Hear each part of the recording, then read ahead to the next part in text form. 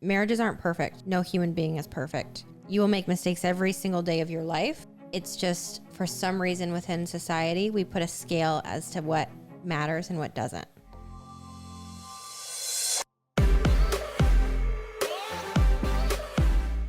What's up, everybody? Welcome back to Couple Things with Shawn and Andrew, a podcast all about couples and the things they go through. Today, we are doing a topic that you guys have requested, which is deal breakers within relationships. That's right. We asked Instagram what would be some things that if you saw might be a red flag for you and might be something that you could no longer continue the relationship with. So we put together this list and we're going to talk through them and maybe some ways to work through these issues, because we do think that there is a lot of value in working through difficult problems and difficult situations with your significant other. But maybe, just maybe, and this is up to you, there might be some things that you can't deal with. So yeah, we're just going to have discussions. A lot of these are really interesting. You guys had some very strong opinions on what would work and would not work within a relationship. Again, we are just giving our opinions when it comes to it, but I think this one's going to be fun. Yeah, maybe just, be a little thought-provoking. But before we jump into this list of, over 10 plus things that might be deal breakers. A lot more than that. Yeah. Please, if you haven't yet, subscribe to this show and give it a rating on whatever platform you're listening on. We hope this show provides value, and our goal with all the content that we make is to help you draw closer and feel deeper connected to your spouse and to your family. So we hope that this does that. And anyway, let's get to it. Yes. Okay. We are going to dive right in. One of the most talked about topics within deal breakers or issues within relationships are exes. Okay, babe. What do you think? Can you have a relationship with an ex? You're saying, am I dating this person again? No, I'm saying you and I are married. Is it a deal breaker if I'm a friend with an ex of mine? So my initial reaction is no. Maybe there's some extenuating circumstances that might allow for that door to be open, but I wouldn't feel, maybe it's a pride thing. Maybe it's me not being secure enough in my manlyhood or in our relationship to let you do that. But I just don't view it as necessary. You know what I'm saying? Yeah, I get that.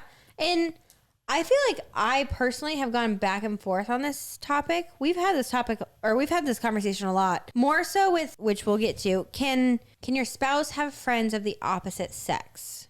We've had that conversation a lot because I was always that girl in high school that had a lot of guy friends because I was more athletic and I just related to the football team and I related to the soccer team more than the girls. Mm-hmm. That's kind of how I always ran. So I've kind of bounced back and forth.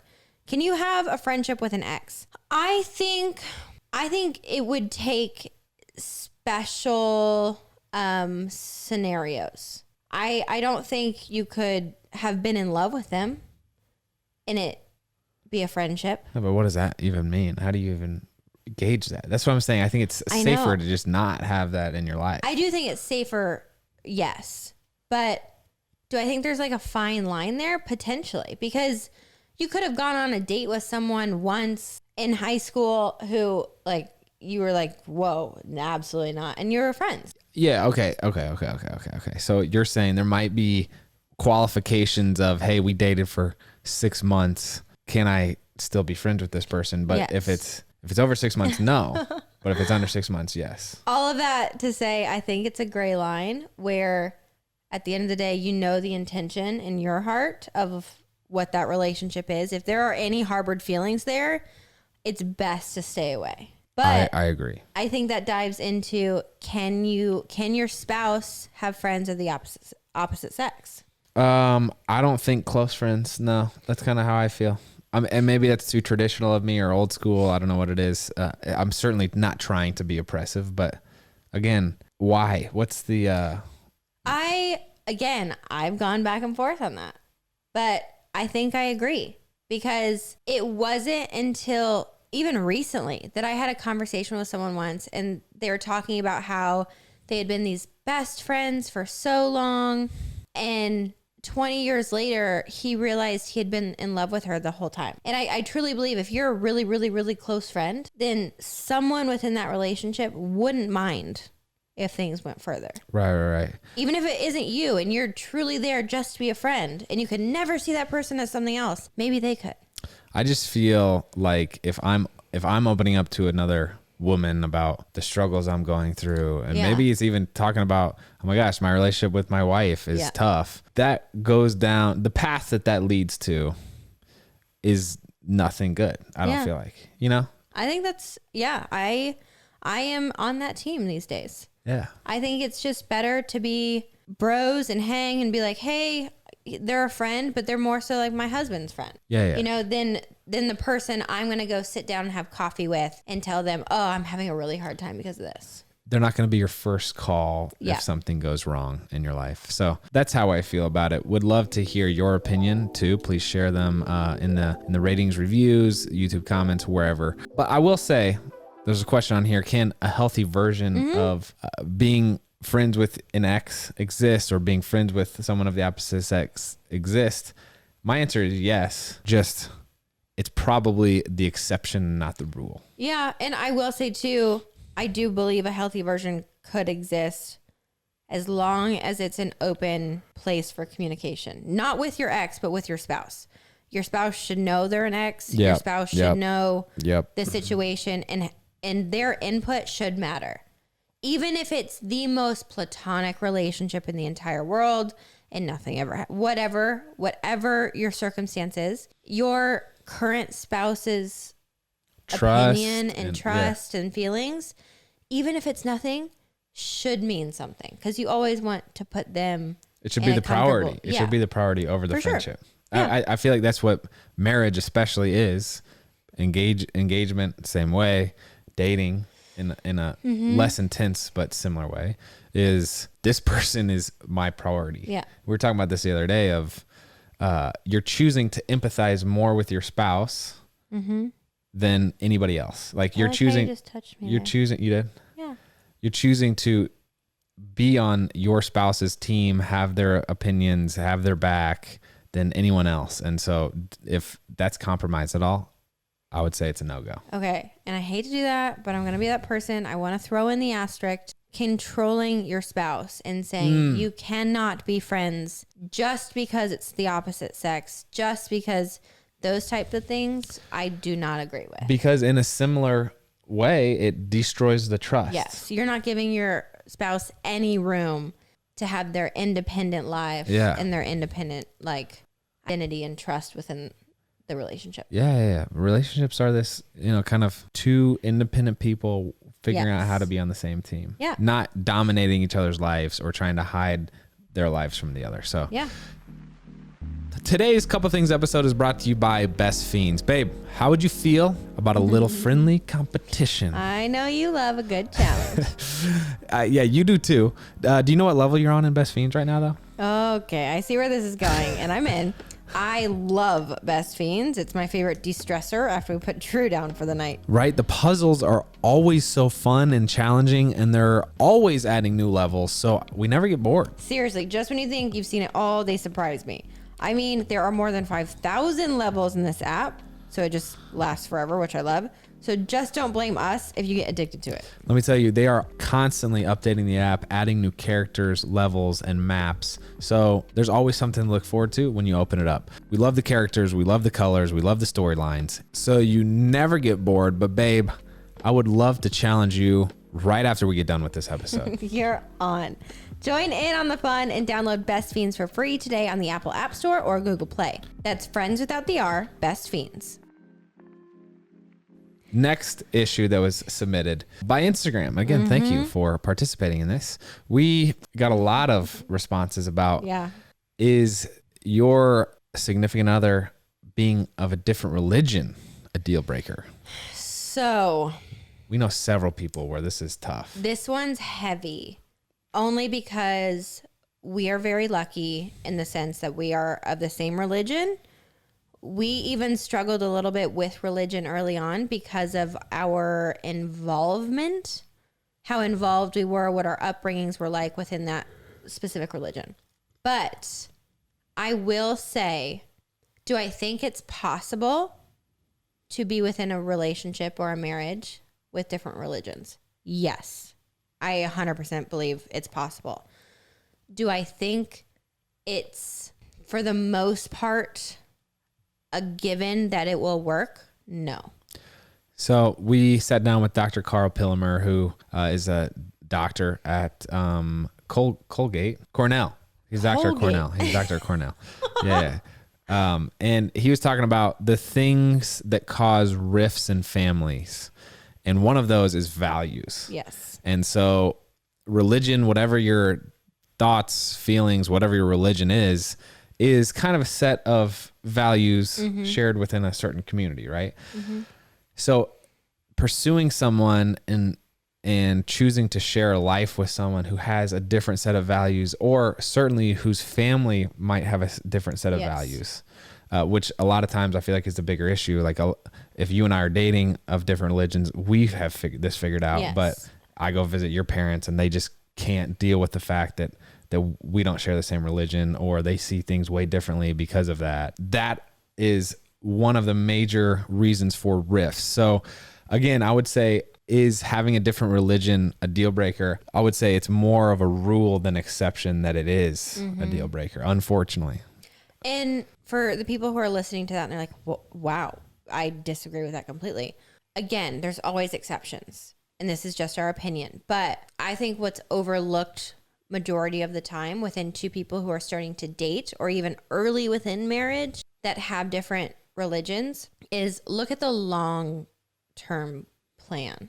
Say you're a Christian and you celebrate Christmas every year, and you go to a church service or not, and your spouse doesn't. I just think that amount of difference within those beliefs and those traditions, as it pertains to extended family Christmas dinners and whatever it may be. Expectations, pretty much, with anything. Yeah, it takes a lot of planning, because if you plan to bring kids into the world, are you going to teach them Christmas and Hanukkah?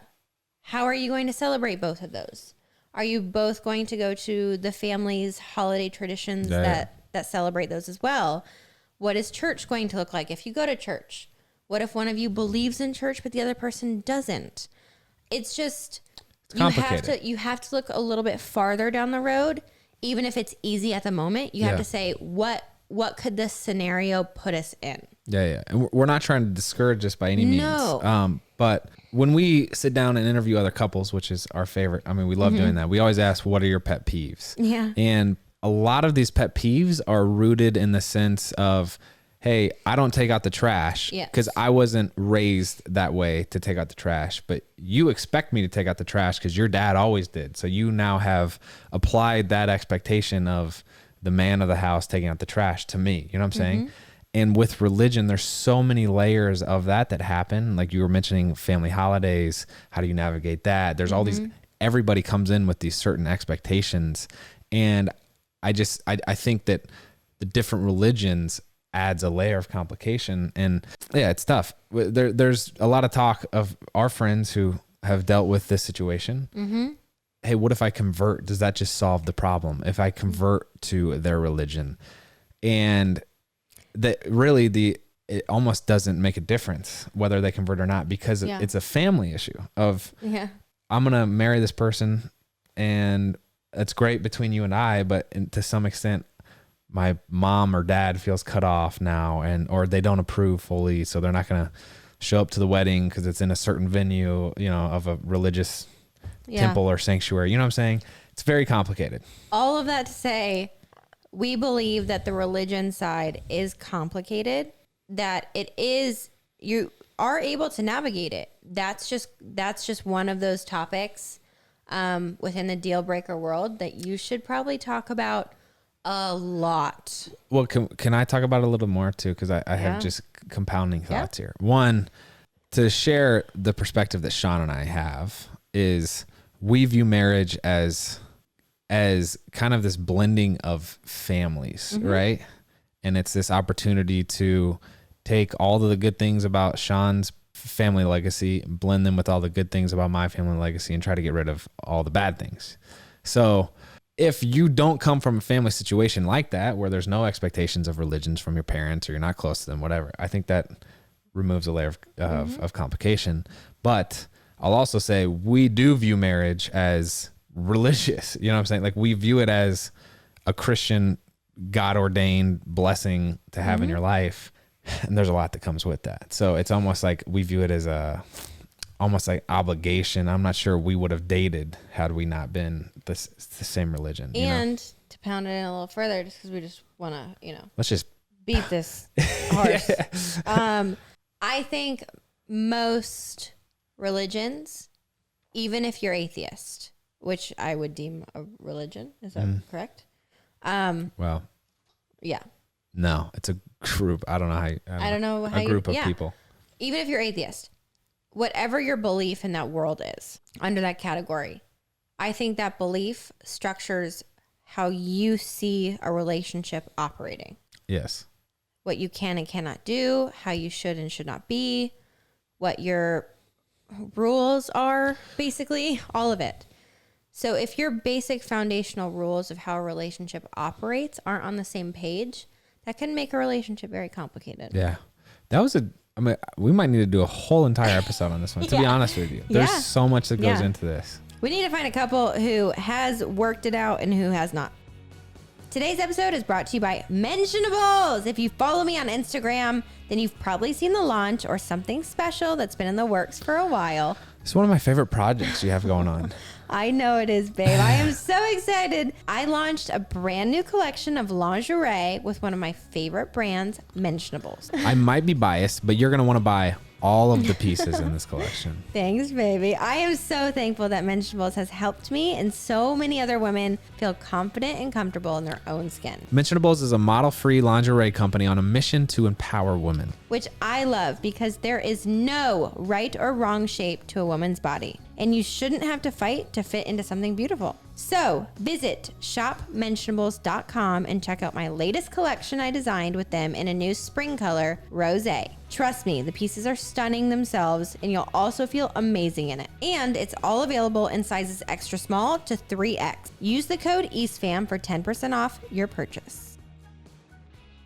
Let's just move on to the next one. Yes. Oh, geez. Well, this one is no easier. Yeah, this one's hard.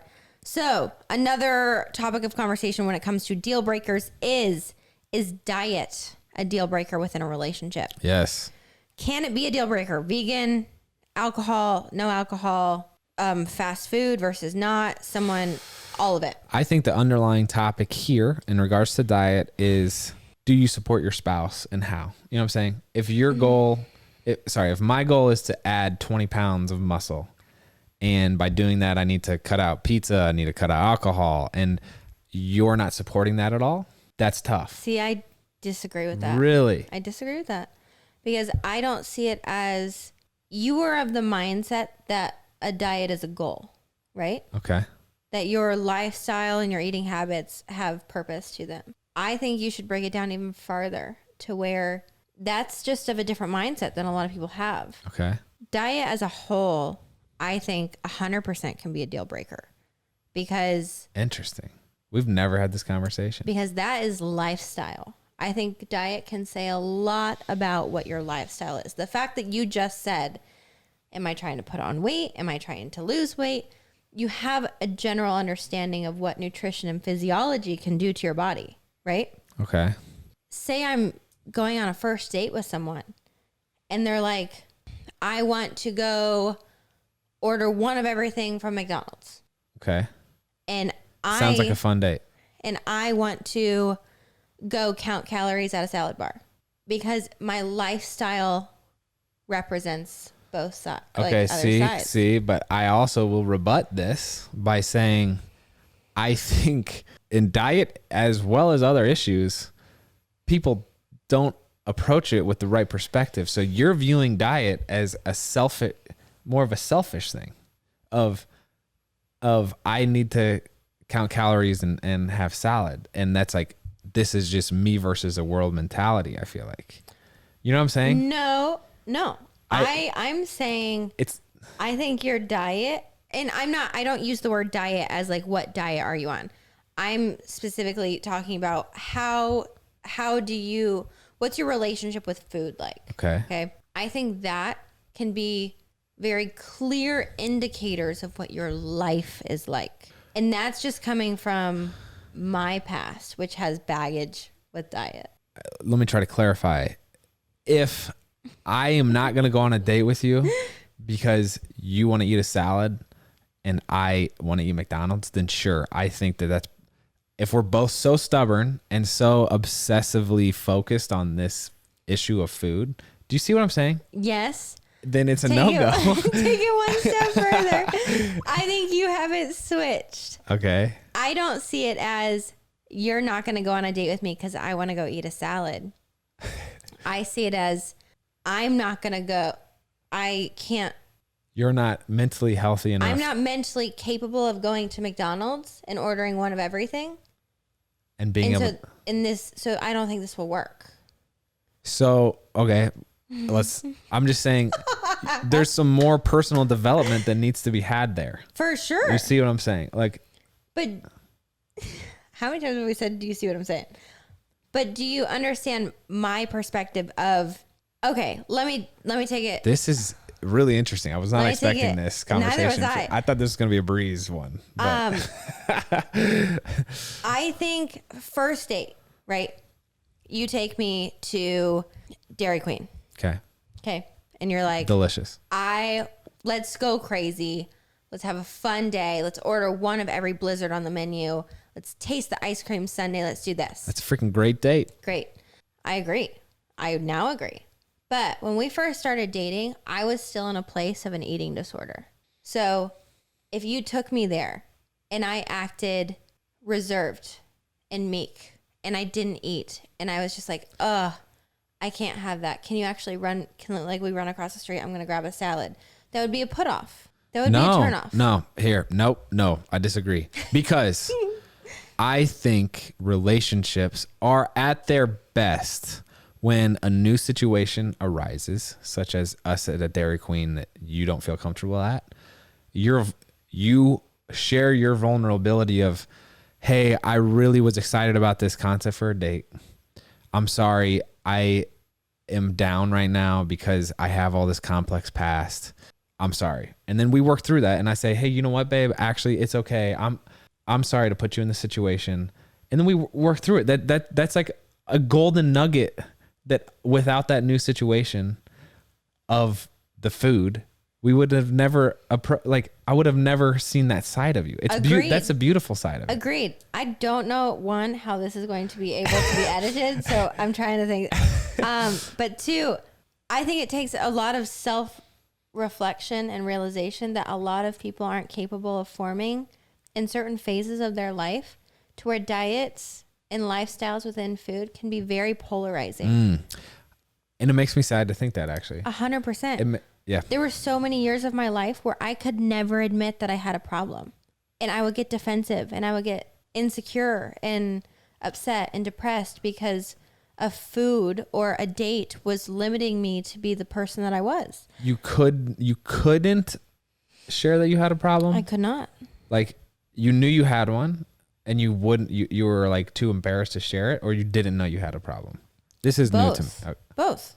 I went through phases of both. So I think diet, 100%, going back to what you said, if supported by your spouse, 100% can be worked through and figured out. One can be vegan and one can eat meat. One can not drink alcohol and one can, if it's supported, communicated, and understood. But I do think there are situations within someone who's vegan who has such a strong belief of the animal rights and the animal abuse side that they would never marry or date someone who ate meat. Okay. I was going to say this, but you concluding your thoughts with that makes me backtrack my next statement a little bit. But I was going to say, I feel like our next topic we were going to discuss is fitness. And I feel this might be a 5-part interview. I feel like it's a similar thing as diet, where if your top priority is your style that you eat in or your workout schedule, if that's your top priority, you're not ready for a relationship. I don't think you're not ready. Imagine us being married and my top priority is still the fact that I'm not going to eat any fish. I so disagree with that. What? You're not ready for a relationship if I am not able to budge on. How is that open to disagreement? I don't. Because I want to go back to like animal activism and animal rights. if someone to their core and soul believes so strongly in a passion and an animal rights then belief, don't get in a relationship. Go ahead. Absolutely. I'm enjoying this conversation. Absolutely not. I think they fully should be in a relationship with someone who supports their passion.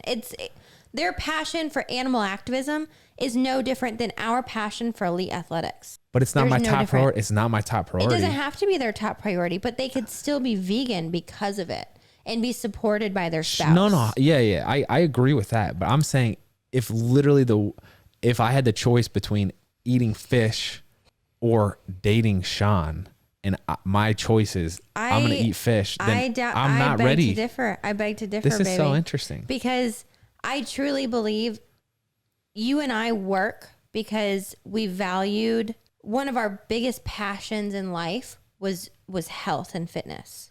That was just the thing that put us in the same arena. I agree. However, do you think that if my diet was 100% candy, and to be an elite athlete, the understanding of nutrition, it kind of goes hand in hand. So if I were eating 100% candy, I'm most likely not an elite athlete. Sure. So if I don't value the elite athletics, if I don't value fitness, and I spend majority of my time eating candy, our vibe wouldn't work. I agree with that.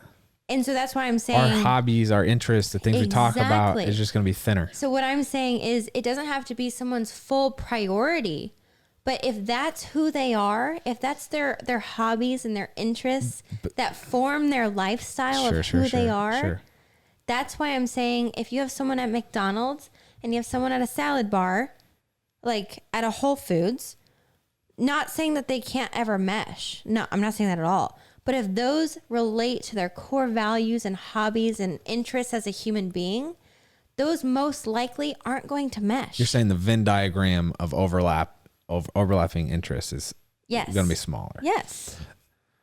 I agree.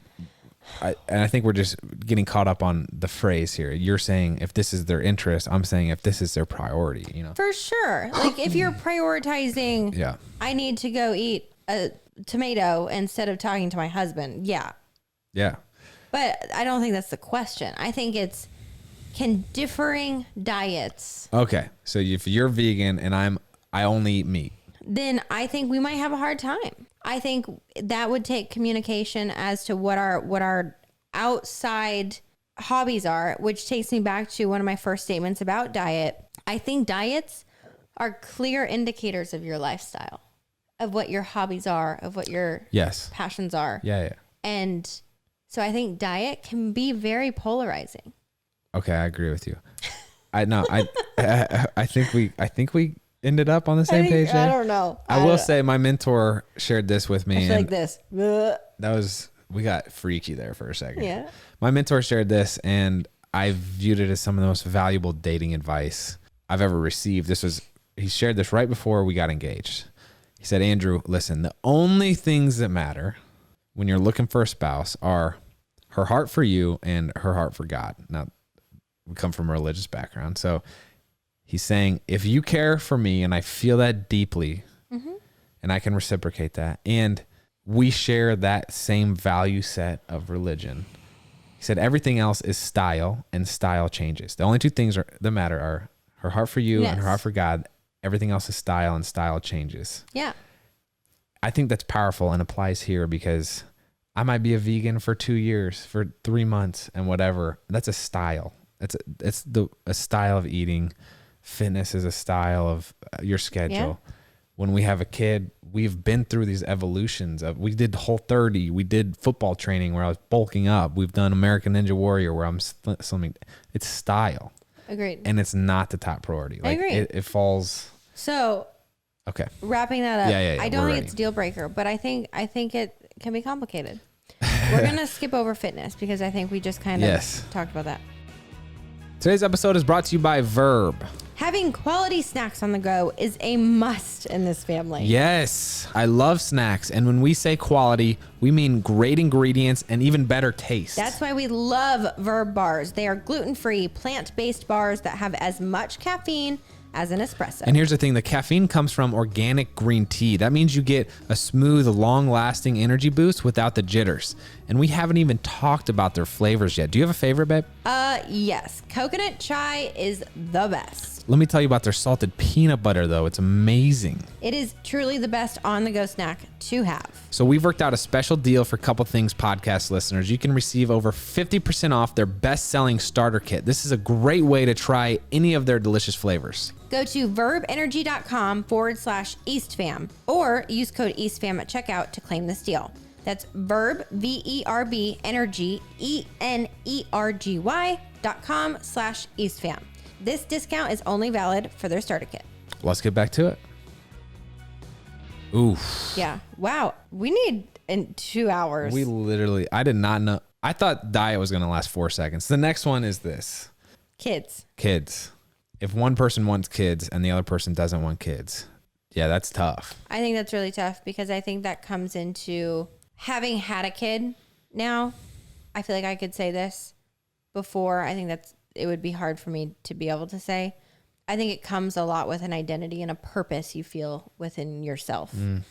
So if you don't feel called to that purpose, I think that I do believe that could be a deal breaker. We do know several couples that have approached this where one person really wanted kids, the other person didn't for whatever reason. And they've made it work. And it's beautiful. Sure. It's beautiful to see the sacrifices that one has made for the other.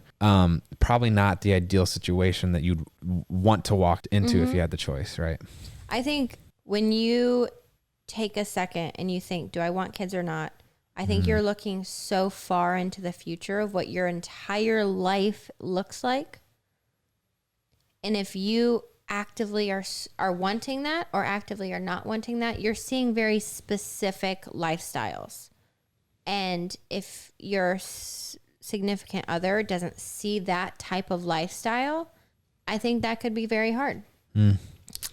Yeah, I do view marriage. It's a blend of loving the person as they are now versus wanting a certain future together, and it's a beautiful mix. Yes. But I think when choosing your spouse, before you even get to that part, you got to weed out a lot of candidates of saying, hey, the future's not everything, right?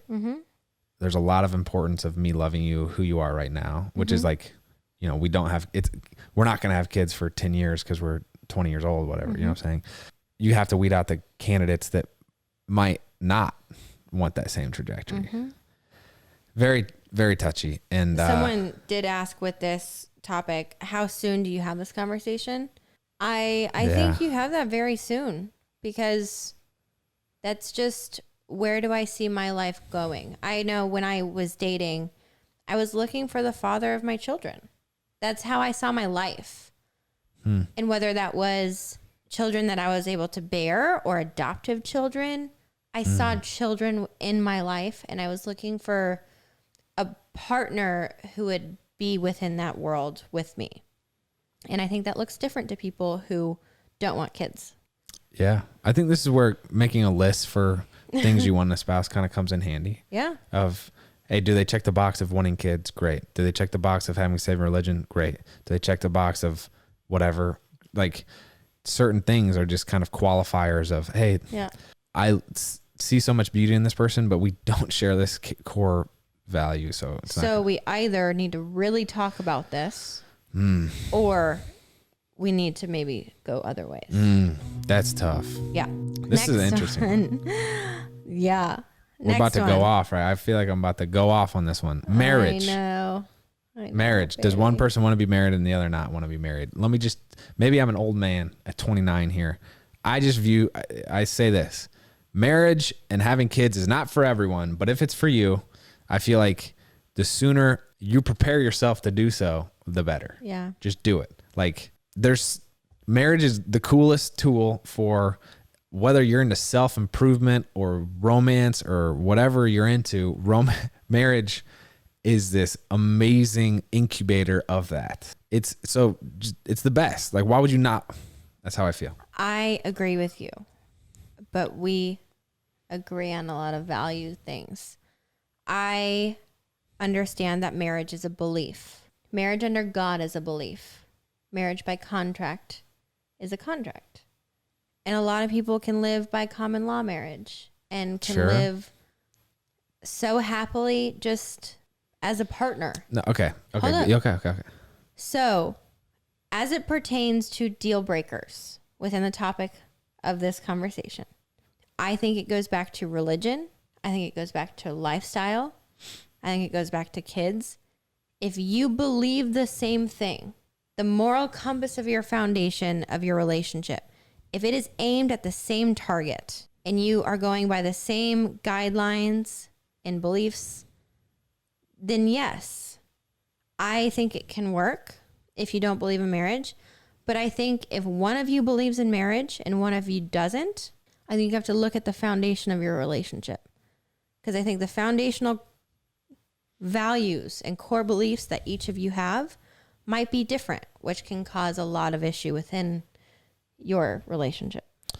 I feel like one thing that's useful with this conversation and with the conversation about kids is having some sort, you said the word target, some sort of target for what you want your life to look like. Like if you were just going to sit down and define, hey, this is what a successful looks like, or a successful life looks like. I had kids.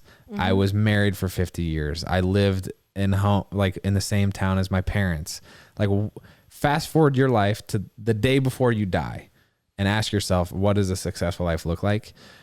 I think that like the marriage issue is a huge kind of accomplishment for a lot of people in a lot of ways. It's like, hey, I was in this 50-year relationship that was so rewarding to me. I just think it comes down to if you both believe the same thing and are supporting each other in the same thing, then it works.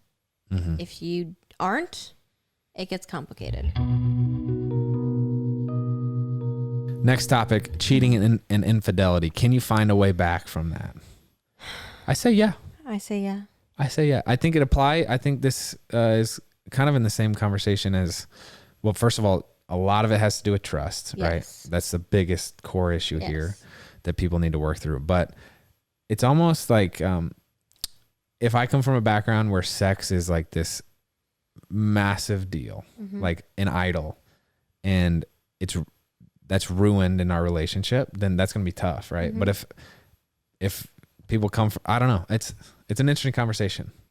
I think you can find your way back with two people who are willing to work through it.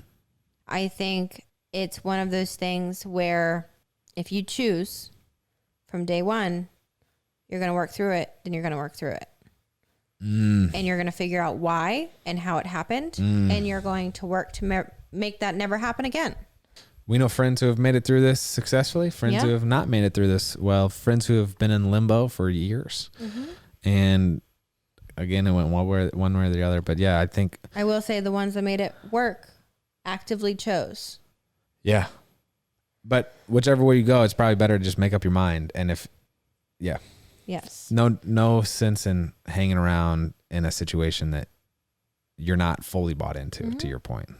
I will say too, on that note, that a lot of notes that came on Instagram were about lying, cheating, stealing, doing all of these things. We've talked about this before. Marriages aren't perfect. No human being is perfect. You will make mistakes every single day of your life. It's just for some reason within society, we put a scale as to what matters and what doesn't. And I think every day with your spouse, if you are asking for forgiveness and trying your hardest and trying to be better, and you both are, you can work through anything. Well, I don't know if sex is one of those things that we just put artificial value on, you know? No, I'm just saying, we've talked about this before within religion. It's like, oh, people lie every day and Christians brush it off as like not a sin. It is a sin, but they're like, oh, that's not a big deal. But the second you steal something or the second you cheat or the second you whatever, it becomes such a bigger deal. And it's like, it's all a sin. Every single day we're sinning against each other. So we did this whole episode on intimacy. Yeah. And we kind of discuss intimacy as the most raw, gentle place of a person. And I do think that infidelity a lot of times tarnishes that access to that innocent, raw place. So is it a deal breaker? It certainly can be. It certainly is in a lot of cases, but it doesn't have to be. And realize that there have been plenty of people who have made it through such situations. I just think you mentioned this earlier, open communication, honesty, and just working through that together is paramount. Yes. Okay. The rest of these, I'm going to rapid fire for us. Are you ready for this? Yeah. We're going to give 1 or 2 lines and we're moving on. Okay. Laziness or no ambition. One has it, one doesn't. I think it's the same as style. You probably it's not a deal breaker, but you probably don't want to share that. Oh, frick. Now you got me all tripping up because I'm nervous. It's a value set. Someone said, is it worth the work to ask for this to change in someone? 1, you can't expect your spouse to change. You first have to learn to support them. And then within support, you guys figure out a way to make life work. And you change over time. Identifying one issue and saying, can you change this for me? I think is hard. Yeah. Next one. Doesn't get along with my family. I think you marry a family. Yep. I think that makes it very complicated. Admitting and accepting that no family is perfect is huge. I think you open yourself up to hurt if you pursue someone who doesn't get along with your family. You're either going to hurt them, your significant other, or you're going to hurt your family, and neither are a good place to be. You have to ask yourself what's worth sacrificing. But I will say this, if you're married to that person and then there's something that happens that changes them from getting along to not getting along, you got to choose your spouse. Yes. I feel that. I do feel that. There's a lot of others that we didn't get to, babe. Maybe we do a part 2 depending on how valuable people find this. Let's just rapid episode. fire these. We're going to keep ripping? Okay. Rapid fire. Ready? Okay. How they treat others. Service workers or family. Huge deal. Yeah. It talks that is what the person is like. Are you kidding me? It's freaking respect. Habits like smoking, drinking too much, or hard drugs. I just think that those are all abuse of all of those things is an indication of some personal work that needs to be done. Yeah. Deal breaker? Yes and no. Okay. Depends on the situation. This is your favorite one. Hygiene. Not a big deal to me. It is a big deal to me. Is it a deal breaker? No. It falls in style to you? It does fall in style. Interesting. Bad credit, financially irresponsible. I think you're opening yourself up to hurt if you're with someone who's irresponsible. Just if they're financially irresponsible, they're probably irresponsible in other areas of life. So why? Doesn't love dogs. That's probably a deal breaker. Animals are interesting though. People feel so People do. There's such a range of feelings on animals, you know. They have been to or are in jail. I think it's totally redeemable. Redeemable? If they've been to jail and they've changed. Sure. 100%. I just love the are in jail. That's tough. I feel like if they are in jail, it's hard, but still redeemable. I agree. They are a messy eater or chew loudly or with their mouth open. Nate Bargatze is a comedian on Netflix. Check him out. He's hilarious. He does like family comedy. He talks about how he's going to see a therapist and he says, I don't like the way my wife talks. And the guy's like, what do you mean? Like the way she sounds? He's like, no, that'd be a huge problem. If I didn't like the way my wife sounds, that's tough. But it's just her cadence and speaking, he couldn't get down. Anyway, it's definitely not a deal breaker. Yeah. House thermostat. Get real. What a joke. No, not valuing other human life, races, disabilities, etc. I think huge deal. I think that goes with how you treat others. I think that speaks to your character. It goes with the spirit of charity and giving as well. Yeah. If someone likes baseball or knows about baseball, it's not a deal breaker. I can't believe that made the list. Doesn't take care of himself, mind and body. Style thing. Mm-hmm. No sense of humor. Tattoos and piercings. This is interesting. What do you look for in a spouse? Like, what is a deal breaker? I don't know. Overall, the rest of them, it says tattoos and piercings, overly critical, terrible communicator. If they hate Disney World. Bad breath or physical abuse. Physical abuse, absolutely not. That is a deal breaker. All of this to say. Well, wait. We do need to touch on that. All of these have kind of been, I feel like, definitely things that can be worked through, except for physical abuse. Yes. I think that's probably the one thing I'm a hard line on. You you cannot tolerate a situation where you're being abused in any way, shape, or form. If you're married, if you're dating, if it's family, no. Get out of the situation. Yes. You can have a conversation.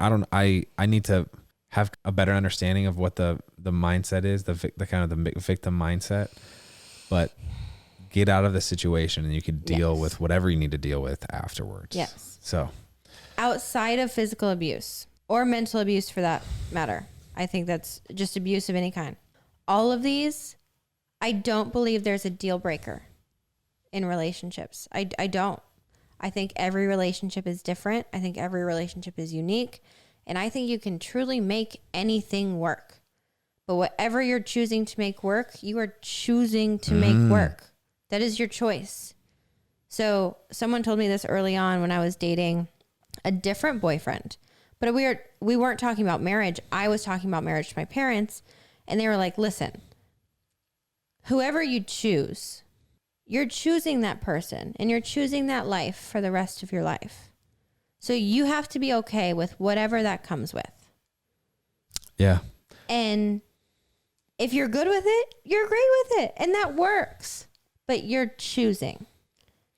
I don't think there's such thing as an easy relationship, but there are certainly things that can make relationships easier. Marriage is easier, meaning if you choose someone that gets along well with your family, if you choose someone that lives in the same town as you or who isn't in prison, or if you choose someone who has the same hobbies, same interests, all of these things just kind of are conducive to better conversation, to open communication, to being around each other and spending time with each other more, to feeling closer connected.